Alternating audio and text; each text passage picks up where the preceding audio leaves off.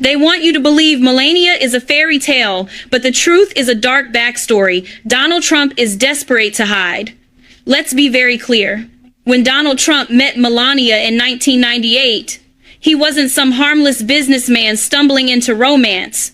That period of his life lines up directly with his close association with Jeffrey Epstein parties, power, models, and relationships that history has shown were deeply disturbing. That's not speculation. That's context.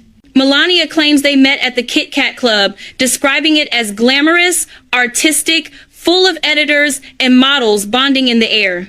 But anyone who actually knew New York at that time knows the Kit Kat Club had a very different reputation. It was widely known as a grimy hotspot where wealthy, powerful men mingled with very young women, often brought there through so-called modeling agencies. And who ran those agencies? Paolo Zampoli, a man who later became a U.S.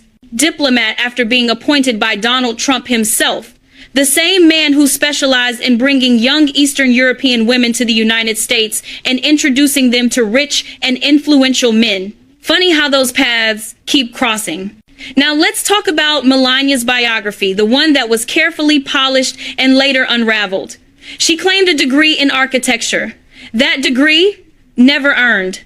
She dropped out after her freshman year. Yet for years, she presented herself as an accomplished academic and elite international model. What modeling work are we talking about exactly? Outside of explicit nude photos she later tried to rebrand as high fashion, there's very little to support that narrative. Then comes the so-called Einstein visa, a visa reserved for individuals with extraordinary ability. Let me ask the obvious question: extraordinary in what field? Because millions of immigrants with real, measurable achievements are denied entry while Melania sailed right through. After that came citizenship, and then came family sponsorship. The very chain migration Donald Trump and his movement constantly demonize. And while Trump claims he's a billionaire so rich he doesn't need anyone's money, his political action committees quietly paid hundreds of thousands of dollars for Melania's stylist and makeup team. That money didn't come from Trump's pocket. It came from working people, farmers, retirees, folks getting emails begging them to make a personal sacrifice. Then there are the moments that make you stop and rewind.